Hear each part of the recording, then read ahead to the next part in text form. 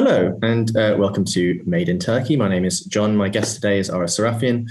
Ara is a historian and founding director of the Gerrymandered Institute in London, which carries out research and publishes books on modern Armenian and regional studies.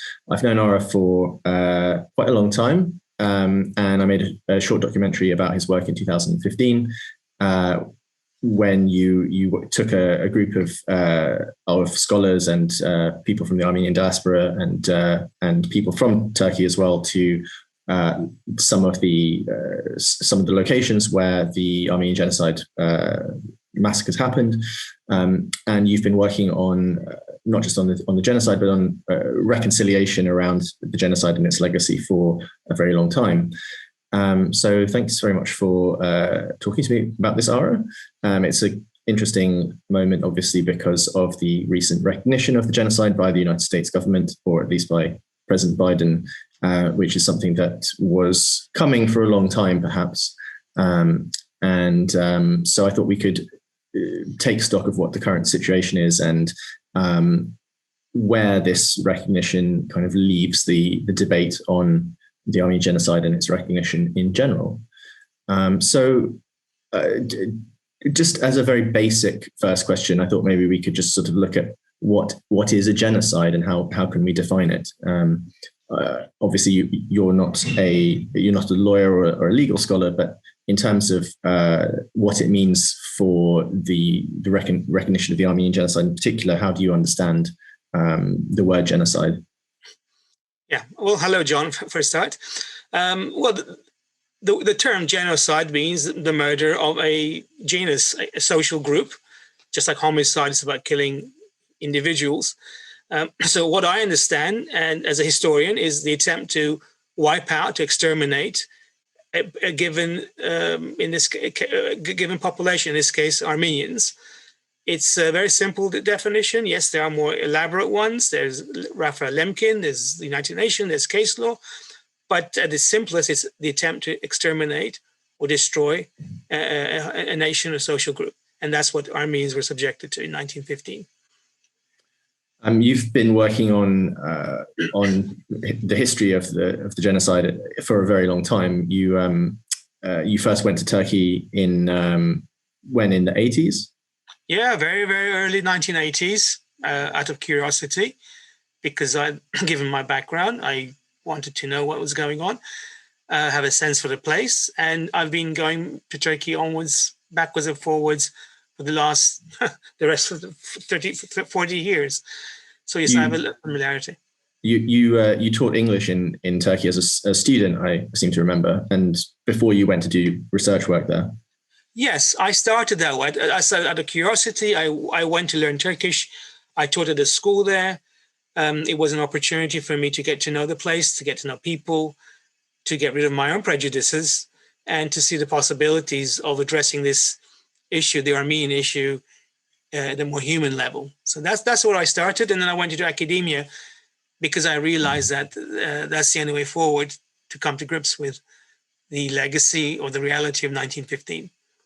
When you were doing your academic work in the early 90s, you were telling me that you went to do some research in the Turkish archives in the early 90s.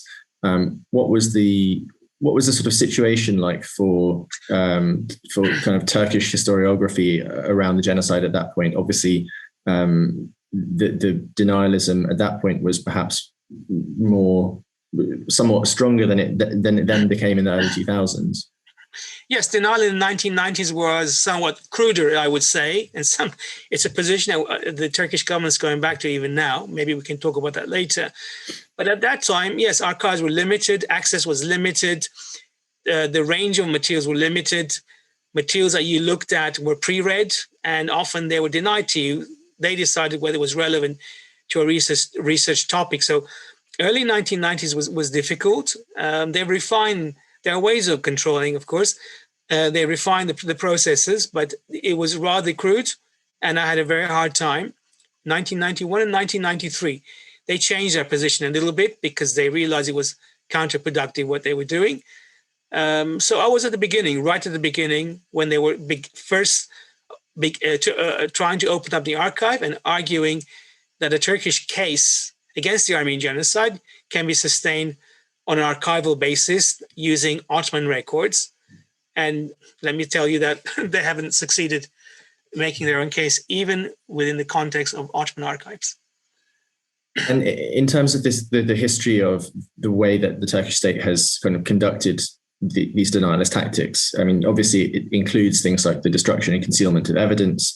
I mean, it includes the renaming of place names to Turkish names, the destruction of built environment, including churches and other Armenian and Greek and Assyrian sites. And Tana Akjam, who's another prominent historian of the genocide, stated that one of the strategies of the successive Turkish government's denialist policy was based on the concealment and destruction of original historic documents as well. So I wonder if you could talk about to what extent you were aware of that destruction of, obviously, you can't see something that's been destroyed, but to what extent could you, both in the archives and in the built environment of Turkey, see that the results of that destruction? Well, even denying you access to what is available there is a process of denial. So when I was working there, like I mentioned earlier, certain types of records I wasn't allowed to have access to. Secondly, when you read reports, say on the Armenian Genocide, the material that's available falls into specific categories of materials.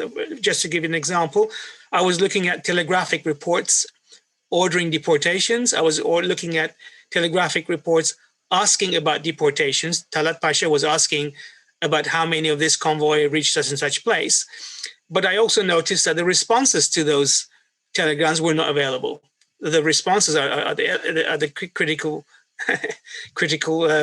is where the critical information is. So certain types of records were released because they supposedly show that the state cared for the deportees. Look, the deportations are in an orderly manner. Of course, we knew that from other sources. Of course, they're in an orderly manner. What we don't know is what happened to those deportation caravans. The Turkish state, Erdogan, says that Armenians were transferred. They weren't deported. They were transferred within their own country from one location to the other location. Well, if you look at the available Ottoman records, there's very little information about where exactly were these people, whether it's 600,000 or 800,000 by their figures, were actually transferred and settled. The only source that I found in this regard that gives you some idea are a survey that the Turkish state did, and at the time the Ottoman state did, where they did a survey of survivors in 1917, where the Armenians were in the Ottoman Empire. And if you look into Ottoman archives, the returns for that survey are not available for the Deir Zor area. The Deir Zor is a core location where the Armenians was supposedly resettled. I could not find the returns for the Deir Zor area, although we have found it elsewhere outside of the clutches of the Turkish archives. We can talk about that later. So certain types of records are available. The most important one is, if you want to convince me that Armenians were deported and massacred, perhaps the best way of showing that is to say, well, this is where they were settled. Here are the resettlement records. Here's a map of where 600,000 people were eventually ended up. This is how they were fed. This is how they look after themselves. Such records don't exist. So, I mean, you realize that they've been gerrymandered. The material is simply not there. They've been sifted through. Although having said that, amongst the material that is available, yes, you will find snippets of fascinating information. And just to take issue with the question, when we talk about denial, it's not about Ottoman archives. It's what the Turkish historians who are doing the denial refuse to engage outside of Turkey in archives that they don't control, archives that are freely accessible, and archives that attest to the Armenian Genocide of 1915. They simply will not engage that material. That's why they're deniers. We're not disagreeing about the interpretation of history or interpretation of available records. It's much more deeper than that. They are refusing to engage what is already available in archives across the world, not just in Turkey itself. Perhaps you can tell me a little bit about, I was just going back and reading your Wikipedia page again, and you had a sort of debate with Yusuf Halaçoğlu, where he proposed a joint case study, or you proposed a joint case study of what happened in the Harput region. Yes.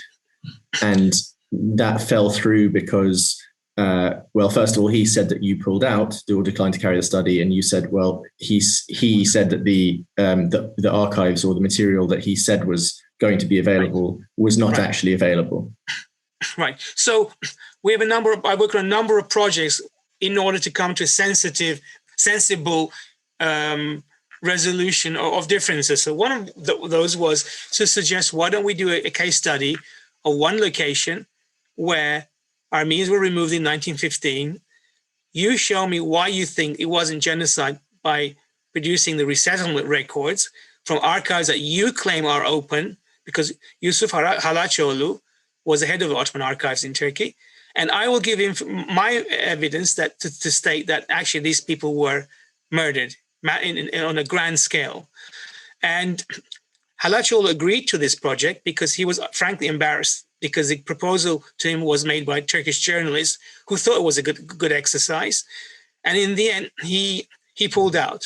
And only I found out from CNN Turk that he had done so, with a declaration that Ara Sarafian was afraid to go forward. My proposal still stands. Let's do a case study of Harput, where it's not a war zone, it's a peaceful area where Armenians disappeared. And you show me what Ottoman records have. If, as President Erdogan says, there are millions of records available that somehow support a Turkish position, then all right, pick up those relevant records, put them on the table, and I'll be the first one to endorse them, saying, yes, you are right. My contention is that you're not right. And if you don't have the records for Harput for some reason, for whatever reason, maybe they spilled coffee of it in 1918 and threw it away. Although these records are supposed to exist in multiple form, let's pick another area. Kayseri will be a nice one. Yozgat will be a nice one. There was never a serious intention of engaging this, because their starting point is a denialist one. And so that was a small case study regarding Ottoman records. I've done other such work. I mean, I don't want to bore you. Apparently, I mean, I was looking at a Twitter thread of a speech that Erdogan had given the other day, in which he apparently said, "We still haven't received an answer to our proposal to establish a joint history commission on the Armenian claims that have been voiced for years." I mean, what would you say to that? That's just grandstanding somehow. You don't need to have a state-to-state level. The Turkish government can invite any number of scholars. They can say, we invite Armenian historians. We will give you free access to the archives. We will help you with that access in order to expedite your work. Come, let's do this thing together. That's all he's got to say.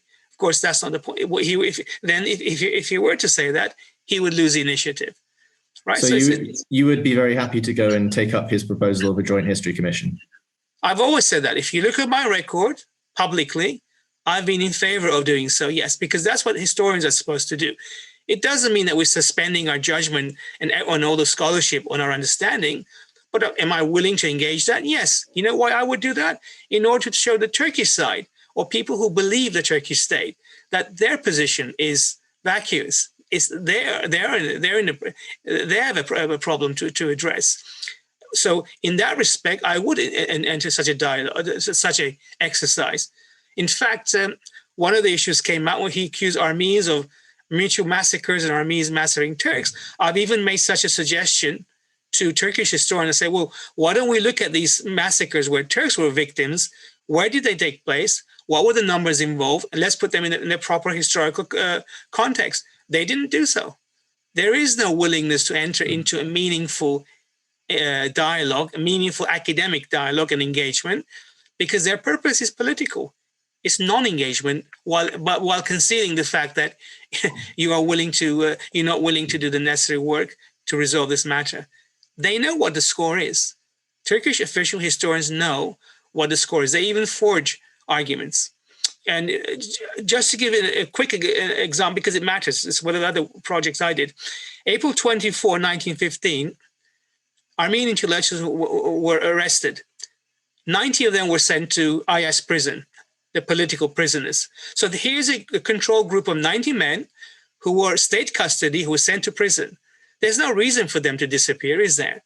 Well, the head of the Turkish archives even wrote an article saying, oh, these Armenians survived until 1918 and they were released using entirely Ottoman records. One of my exercises was I actually went back to the Ottoman archives and I checked his work, and I found that he fabricated his argumentation. And this is deliberate. He argued that there were still records as these people were alive in 1917, 1918, when in fact, we know they were sent to this prison. We know who they were. And all correspondence regarding them, whether it's petitions, medical reports, letters, everything stops in the summer of 1915. It's the antithesis of what the argument he was making.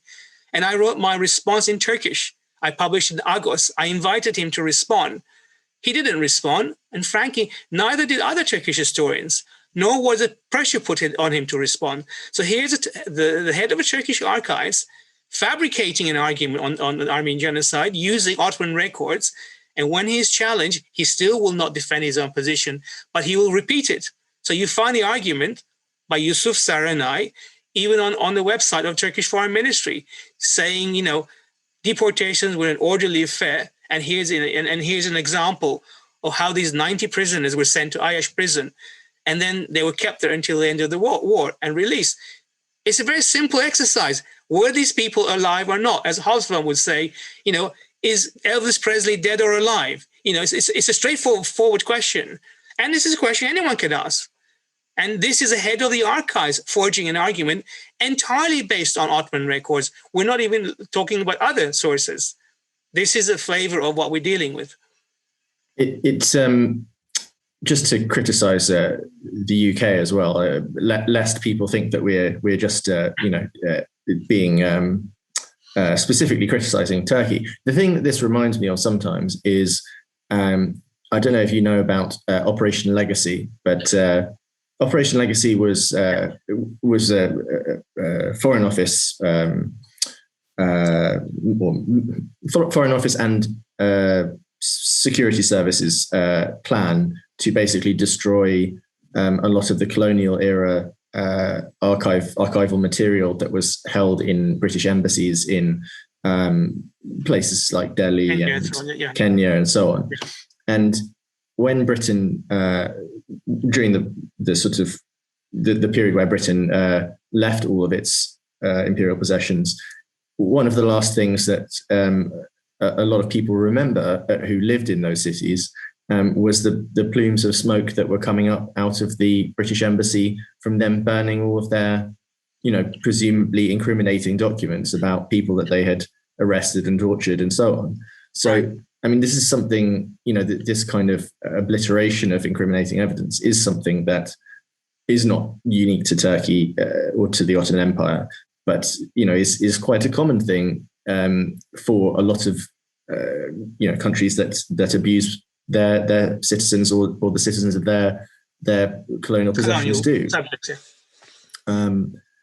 And I think also it's a useful comparison because I think it also contributes to the way in which some British nationalists have a far too rosy impression of how great the British Empire was. I mean, I think that there's a similarity there between Turkish people who don't want to believe that the creation of the modern Republic of Turkey could have involved such violence, and British people who don't want to believe that the empire could have involved such violence as well. Anyway, I mean, the other thing I'd like to just briefly mention that Erdogan said in one of his speeches that he gave the other day in response to Biden declaring using the word genocide was Erdogan said the number of people who lost their lives due to epidemic security problems or fighting with the security forces during the relocation of the Armenian population of the Ottoman Empire is barely 150,000. And he also said, nowhere can you find mass graves belonging to Armenians. So I wonder, I mean, I know you said that, again, obviously the massacre sites have been under the control of the Turkish Republic for a very long time, and some of the evidence has been lost and destroyed. But, we went to some of the places in 2015 where massacres had happened, the Dudan Crevasse, the valley outside of Diyarbakir or Batman, or one of those cities. You've been to lots and lots of places, and talked to people who still live in places where Armenians had lived before the genocide, or places where people remember what happened. I wonder if you could maybe just say a bit about what material evidence might still exist in terms of massacre sites, human remains, and also the memory of what happened. I mean, the obvious place to go if you want to count your bones would be to go to Der Zor, because there are mass graves there and people have excavated them. Robert Fisk was so moved by that he became a major advocate of recognition when he saw, after a rainstorm, these bones coming out where the Armenians were reportedly murdered. So inside of Turkey itself, yes, the most important evidence is, of course, from ordinary Turks and Kurds who live in those sites themselves. It's part of their own folk memory. Their ancestors were involved in those killings, and they're quite openly, well-meaning people are quite open about talking those murders. If we had access to Turkey, I dare say we could find the actual locations that have buried people as well, or do excavations where some of the remains will still be there, like teeth and so forth, in the Harpet area. But one needs access. When David Gaunt found a massacre site or a grave of people was in 20, 30 years ago, the Turkish state took over the area itself, and then afterwards they declared it was a Roman era graveyard or grave site. And so they're in a position of power, and they have and they're politically committed to deny. But using public sources, we can identify these locations and go and talk to the people there today. So the American consul Davis identifies the specific valleys where Armenians were massacred near Lake Gölcük. It's a very good example. The massacre site that you mentioned near Diyarbakir, that's very well documented, and that's how I went to the area in the first place. In fact, when I couldn't find the actual location in the first place, the locals told me, "Oh no, it's further up," and they took me there. He said, "This is where the 600 Armenians from Diyarbakir, the first caravan, the first convoy, was massacred." And they still talk about how rich they were. Of course, the descriptions will tell you that too. They were businessmen. So they got to plunder their victims. In fact, they fought afterwards, apparently, over the plunder. And some members of the family even have published about their family's role in that massacre. So the Armenian genocide is a part of the living memory of the people there today. They are not all deniers. The Turkish state is denying. And and one can combine. So written sources from outside sources, as well as people there today, to put one and one together and say, yes, this is where this massacre took place, this is where that massacre took place. And this idea that there are no such sites, it's ludicrous. I was, maybe to go back to what the British government's current position on this, and what the decision by the US government means going forward from here. I mean, the UK's position, as far as I understand it, is that I think in 2010 they said that the British government recognises that terrible suffering was inflicted on Armenians living in the Ottoman Empire in the early 20th century, and we must ensure that the victims of that suffering are not forgotten. However, we believe that it is it's not for us to it's not appropriate to apply the term genocide to events that predate the 1948 Convention on Genocide, and where no legal judgment can be made. Do you think that the British government's position there sort of becomes more untenable as other countries do actually recognise that it was a genocide?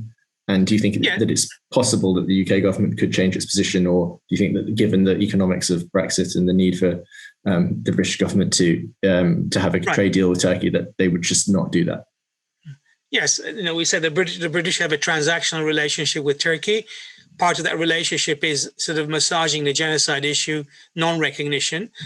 Now the British authorities are in a more difficult position because in some ways they're paymasters. The Americans have changed their own role on this matter. And I'm not sure how the British state itself can sustain its position.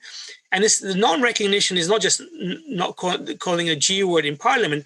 Even in this country, on Holocaust Memorial Day, Armenians are excluded as much as possible because of pressure from the Foreign Office. This is what people in the Holocaust Memorial Trust say openly. It's an instruction from the Foreign Office not to mention the A word, the Armenian word. There's something, I mean, we can be childish, but we can say, well, the 1948 Genocide Convention or the principles were applied to the Holocaust, which also took place before 1948. So it's a matter of convenience. And we're not looking for a judicial, when we say recognition, we're not looking for a judicial ruling. It's about whether it's appropriate to use a definition of genocide to describe what happened to Armenians. And of course it is, especially when Raphael Lemkin, who coined the word genocide, he said, it's what the Turks did to Armenians, literally, word for word. So the British position is a political one. We are genocide deniers because it suits us to do so. And that makes me very uncomfortable because our own commitment to the whole Genocide Convention is questionable. It's a question of, it's like, was it Henry Kissinger said, Pinochet is our son of a bitch and we're not going to criticize him. That's it. That's the attitude. It's not principled. It's not about an international world order, maintaining some order. The idea is manipulating these opportunities to in accordance with state interests. So we will criticize China. Parliament will pass a resolution on it now that China especially is a target for a number of other reasons. But we will not do so. The British Parliament will not necessarily engage the Armenian one, even though the British articulated the Armenian genocide thesis in 1916 with their own parliamentary blue book. It's all politics. Do you think that paradoxically that this decision might actually improve US-Turkish relations in the long run? Because it's been such a kind of the use of the word genocide has been such a stumbling block, that people have not been able to get past, that, both for US-Turkish relations, now that we've got past that point, maybe, it will people will sort of forget about it and move on, and we can actually move on to discussing some, actually useful subject rather than this interminable discourse about whether to use a particular word or not. And also, I mean, do you think, from the point of view of the Armenian diaspora, that now that the US government has used the word genocide, that it can also help the Armenian diaspora to move on from that particular issue that has been so prominent in their discourse as well? Okay, you touched on some important matters here. First of all, Turkey's recognition of the Armenian genocide or sensible debate is already happening within Turkey, with the democratization of Turkey, with freedom of thought and expression. I think that that part of Turkish society will broaden. 20, 30 years ago, people didn't use the G word. I would say a third of Turkish population recognized the Armenian genocide, and it's increasing. So they're not necessarily committed to their own state's position. They're having hysterics right now because the United States recognized the Armenian genocide. In some ways, polarized the field. I understand that the state is coming down like a ton of bricks. I've seen some of the writings in Turkey where they're much, much more reactionary now. They're much more intolerant towards alternative perspectives. That's a measure of their own weakness. They're not going to break relations with the United States. And I think this issue will be resolved more and more on a more equitable basis. My concern is the diaspora, where the political circles in the diaspora will use only the opportunities to attack Turkey, and they can, in terms of boycotts, divestment policies from the United States, reparations issue. I mean, these may very well come up, especially if it suits the purposes of Western countries. And Armenians can very well become instruments in that respect, anti-Turkish instruments for even the United States to use. I would hate to see that happen because I think the right resolution is Armenians and Turks resolving this between them openly, not by the Turkish state telling us to fall in line with them, but them being responsible for what they say and doing so in an open manner, and let Turkey's population see what's going on. I think they are the victims of the current debates. They don't know what to say. They're living in an authoritarian state. As you know, journalists, academics have been imprisoned. This is all part of the apparatus, denialist apparatus. We need to break that. Bring democracy to Turkey. People are smart enough to decide for themselves where their best interest lies, as was the case before 2015. Taner Akjam again said that whatever we will see and we will hear about Turkish public reaction will not be Turkish public reaction. If they allowed the free press in Turkey, public reaction would be totally different. Yes. And he particularly pointed to what Kurdish people would say. He said also there's a basic change in Turkish society in understanding the Armenian genocide. In the early days before Hrant Dink's assassination in 2007, Hrant Dink was a very prominent Armenian Turkish journalist who worked for Agos newspaper. Yes. Before Hrant Dink's assassination in the 80s and 90s, we were the bad guy. We were dragged to the courtroom, from courtroom to courtroom. We were attacked. There was a hate campaign against us. We were in a defensive position. Today, we won the psychological war in Turkey. Today, psychologically, the Turkish government is in a defensive position. And he also likened denialism in Turkey to racism in the US, saying denialism is a political structure. So, I mean, I think there's the question there of, it's a political structure. So it's deeply involved in those structures in Turkey, which are still undemocratic, and the anti-democratic kind of backsliding that's occurred in the past 5 to 10 years is a problem for resolving this issue in an equitable way, or having even an open conversation about it. So, but listen, such structures can also crumble. I remember when I was growing up in this country, there were people who still defended colonialism. Racist was sort of okay. I mean, there still are. People do that, yes, but it was like much more. Margaret Thatcher, we should saying we should teach history so we can be proud of. Those sentiments are being falling by the side because they're not timeless. People can see through them, and they can see their interests through them beyond them as well. I think that's what's going to happen within Turkey itself. Now, until we get there, there'll be retrenchment on the part of the right. There'll be anti-minority, anti-army, anti-Kurdish movements within Turkey. They'll beat up their own intellectuals, but in the final analysis, they can't sustain that position. Even the Karabakh War, I have to say about it, when that war was a racist war. It's almost genocidal. It was their supporting their blood relatives to obliterate Armenians with no hesitation whatsoever. This is still the Turkish state. Erdogan has been tangoing with the right wing, with the fascist wing of Turkey itself. He needs on their electoral support, but they're still not the majority. And I hope that Turks themselves will see through this. They have to see through this, because you know what? If they don't see, I think Turkey itself would implode. You can't deny it, especially when the United States and Western European powers, the real allies, are saying, look, come on, this is enough. Yeah, I think it's important to make a distinction between, Turkey and Turkish people and the Turkish government, who, may be a representative of a minority of Turkish people, but it certainly is not representative of the overall discourse in Turkey. A vicious minority, I may add, a vicious minority, because that's what fascists are. They believe in the exercise of violence to maintain their position. This is what their genocidal forebears were about. That mentality hasn't changed. That's what they can't deny. There's an ideological continuity. There's an ideological state tradition. And I think that itself is up for criticism. It's part and parcel of the same thing.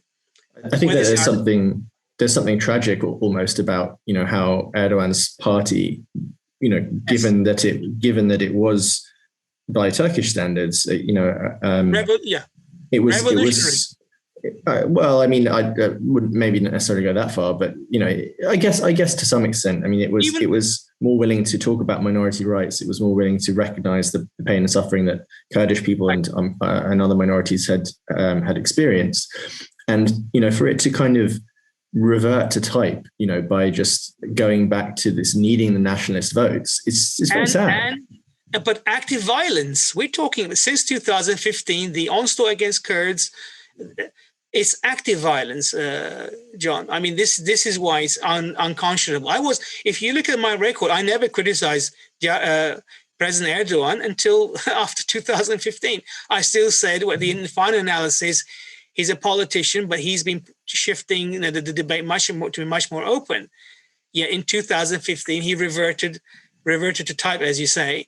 Yeah, because through his alliances with the MHP, with the Turkish fascists, the Grey Wolves, and resorting to mass violence. I wonder whether, I mean, just finally, I wonder, what's your feeling about the use of the word genocide by Biden? As a member of the Armenian diaspora, how did it make you feel? From Biden, well, you know what? When Congress recognized it, I think we already made the point. In fact, Congress even stipulated that it should be commemorated and it should be taught. I mean, I think that's more important than simply recognizing it. Yes, it's important because it will allow the debate to go along. It will be, as many Turkish dissidents will say, it's important for them as well as for us. It shows that we have backing and legitimacy. But the question is what we do afterwards. Okay, Biden has recognized it. We don't sit back and watch what he does next. The question is what we propose to do next in a measured way. And I haven't seen these debates yet within the diaspora. Do you have any plans to go back to Turkey to conduct any more research on the ground? Or? Yes, I'd like to go back to Turkey. I'd like to engage Turkish historians, even deniers, by the way, if it's possible to do so. I think for me, it's important to talk to deniers publicly, not because I will convince them. I'm talking people who are professional deniers, but to show other Turks that what they're being told is falsehood. So yes, I will not censor myself by not going. I would, if there was a conference now they invited, would I go? Yes, I would go. And I'd like to continue the work in the interior of Turkey itself. It's whether they stop me or not is another matter. My job is easier because I don't have political demands. I'm not a nationalist in that sense. I don't advocate, Turkey ceding territory or even what people call reparations. I think there's a whole debate there itself. I think there are sensible ways out of this situation, which were being put into place in the Kurdish areas of Turkey. In Diyarbakir, there was a very good local case study where the municipality recognized a genocide, where they look after the Armenian church, where they embrace the Armenians amongst them, where they even compensate to some extent the church, in this case, of the Kiragos, not by expelling Kurds who might be living on Armenian properties, poor Kurds I may add, but by compensating, giving them land outside of the city, saying, look, let's deal with this in a sensible way. I think it is possible to come up with a solution along those lines if there's a willingness to do so, frankly, on both sides or all sides. I'm not sure there's two sides to this issue. There's more than two sides. So there are ways forward. I like to continue to stay on the peace path and not on a new anti-Turkish platform, because now the diaspora thinks, and they are, in some ways they're right, is that they've got power over their adversaries inside of Turkey. This is my perspective, obviously. Yeah, I mean, I hope, obviously, in a way, Turkey's got more problems to deal with than something as kind of superficial as the United States using a particular word. And it'll be interesting to see how, the economic crisis that's happening in Turkey will change over the next few years and how it will affect politics, because, you hope that people are starting to be able to see that the AKP government is not particularly economically competent, whether or not that leads to positive changes in the structure of Turkish society and the openness and the democraticness of Turkish society in the long term is something we don't have a crystal ball for. But you hope that things will lead to change rather than getting worse as a result of this economic situation. Worse means implosion as well. I mean, I can see Turkey itself, unless they do something about it, Turkey can implode the way they are going right now. I mean, dire economic state includes people going hungry in the country itself. So, yes, with extreme ideologies and economic hardships, this, in many ways, the state is in peril, and maybe that alone will make them become more sensible. But it remains to be seen. Well, thank you very much for joining me today, Ara, and we'll look forward to seeing what your work entails over the next year, and hopefully we can go back to Turkey at some point. And I'm dying to do that. I'm dying to go there. Yeah, me too. Me too. Okay. Thank you, John. Thanks very much, Ara, and I'll speak to you later. Bye-bye. Bye.